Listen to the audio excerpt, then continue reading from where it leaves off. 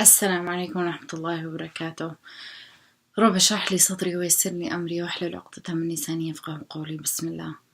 So last night my husband and I we have guests over. We have my mom and my sister at our house, and so our bathroom was locked from both doors, and we couldn't find the keys for them.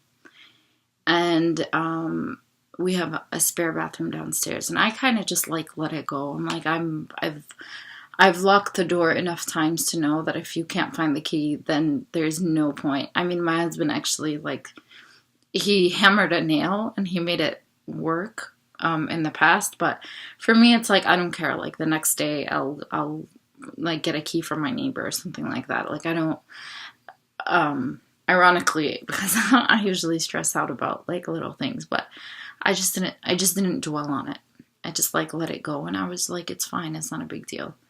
So I went downstairs to use the bathroom downstairs to wash up and stuff, and I came upstairs, and I had found in my bathroom I have a washer and dryer, and I found a key on the dryer, which is never the case, like never the case where I'll find it there, you know. Usually I have specific places where I put my keys.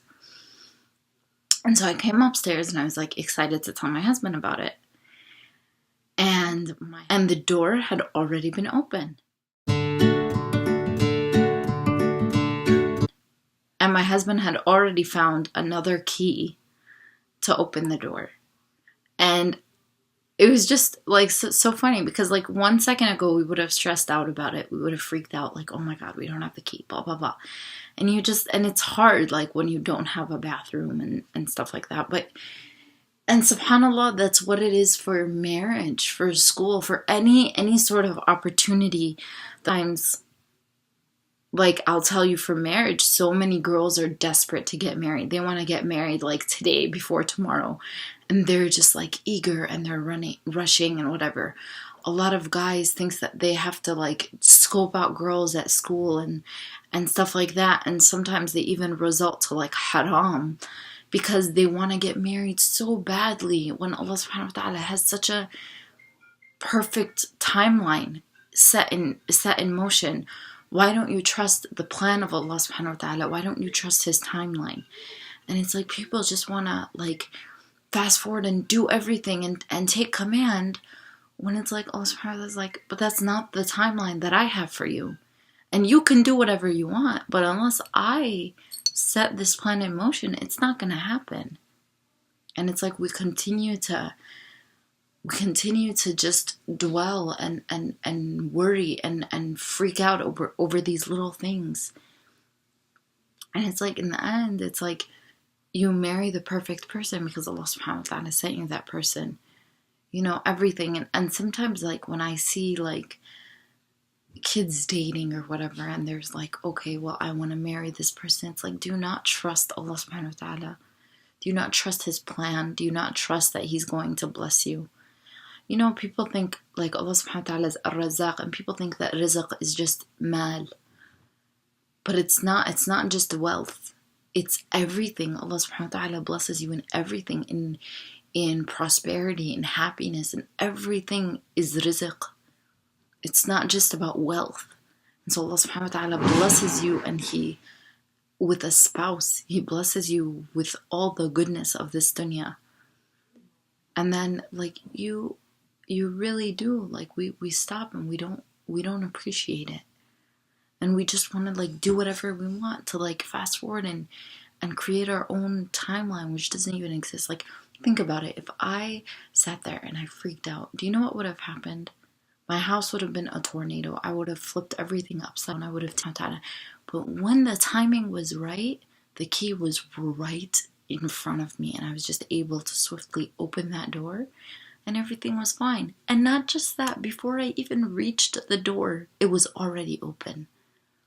And it's from the grace and the mercy of Allah subhanahu wa ta'ala. And it's like when you put your trust in him, when you put your amal in him, khalas.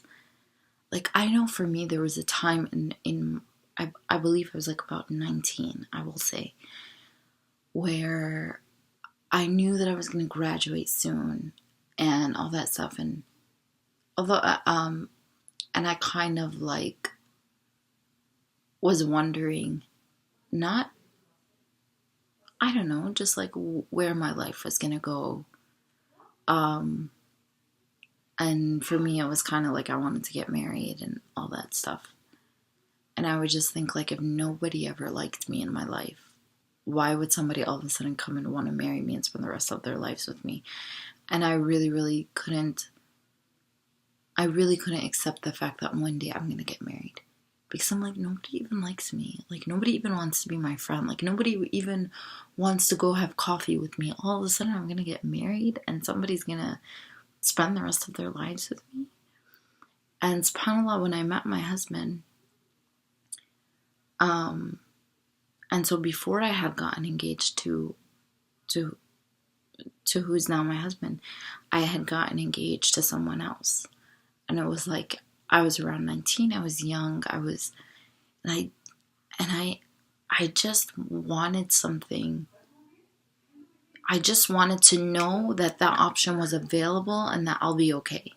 It wasn't about that I liked this person. It wasn't even about that I saw this person as anything special. It wasn't, there was absolutely no chemistry. There wasn't even physical attraction. There was absolutely nothing.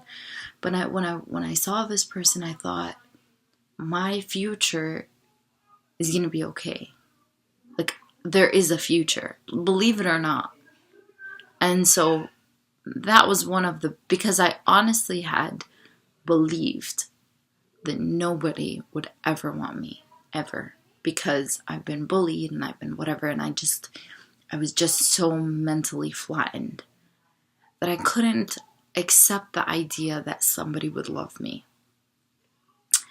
And after that breakup happened, which lasted 2 months, alhamdulillah, it didn't last longer than that. But after that breakup happening, of course, I halted the idea of marriage altogether, and I'm just like, you know what, it's all in the hands of Allah subhanahu wa ta'ala. And that's when I really found myself. That's when I started turning more to Allah subhanahu wa ta'ala. That's when I started just, focusing more on school. That's when I started to appreciate Allah subhanahu wa ta'ala's beauty. I would look at the sky and just meditate and contemplate. I would listen to Sami Yusuf's song, Stay Strong, and I would just walk through the grass at Benedictine University and just look at the sky and be like, and sometimes I would even walk around and hold my hand here just to I would do physical things to get closer to Allah subhanahu wa ta'ala, and it worked for me. Alhamdulillahi Rabbil Alameen. And then all of a sudden, I had gotten multiple marriage proposals, and each one was just more, to me, it was more bizarre than the one before. And I was just like, this is not going to work for me. I can't. One of them wanted me to wear niqab only. The other one was just super strict, and basically his interview process was asking me which shuyukh I knew, which I just thought was really weird, and just really, really outlandish requests, things that I just didn't understand. And it was about literally 3 people in a row that I had, because that's part of the process. And I was just like, that's it.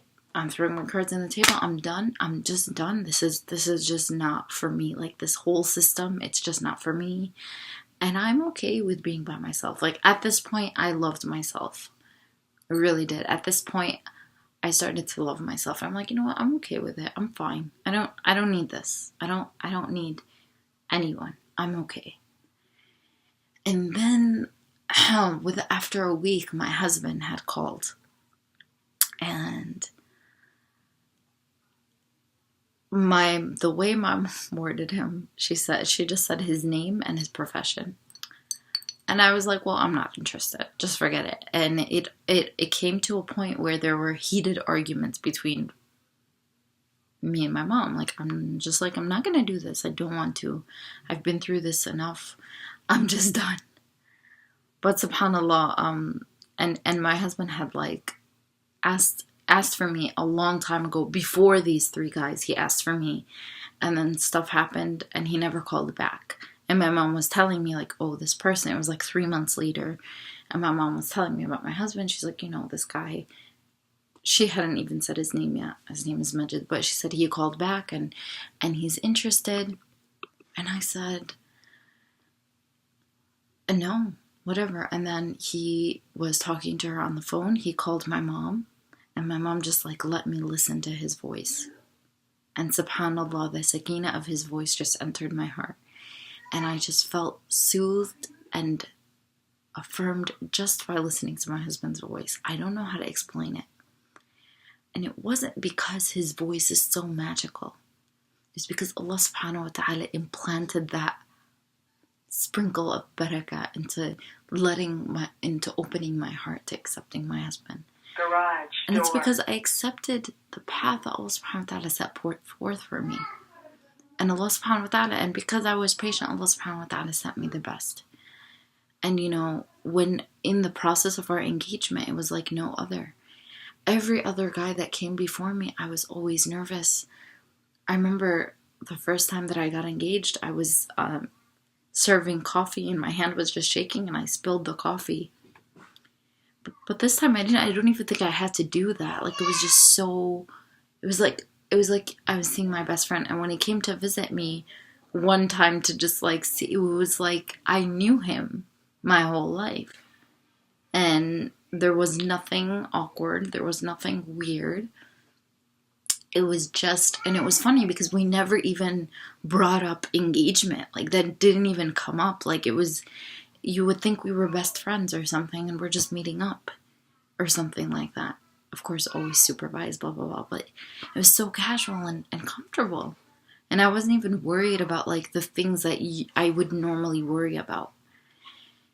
And he left, and in my heart, because we didn't talk about the engagement, I was just like, is this it? Like, is that it? And then he called me and we were talking normally. I'm like, you eventually have to say that you're going to ask for me or else this is like not okay. It's not halal.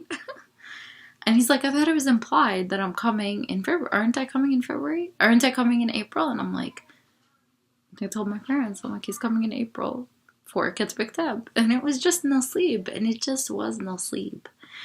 And so, with that being said, Allah subhanahu wa ta'ala, see how he found the key and he opened it by himself and that's it. So just don't dwell on things that don't happen. Your life is not for you to plan. Your life is not for you to control. Allah subhanahu wa ta'ala controls. And you have to put your faith and your amal in Allah subhanahu wa ta'ala, and you have to be like, no, Allahumma inni aslamtu nafsi ilayk. Khalas, I submitted myself to you. I trust you and I trust your plan. And I believe in the rizq that you bestowed onto me. And oh Allah, allow us to all have wealth in our minds, in our hearts, in our health, in our wisdom. Oh Allah, allow us to always submit to you and trust the plan that you have set in motion for us.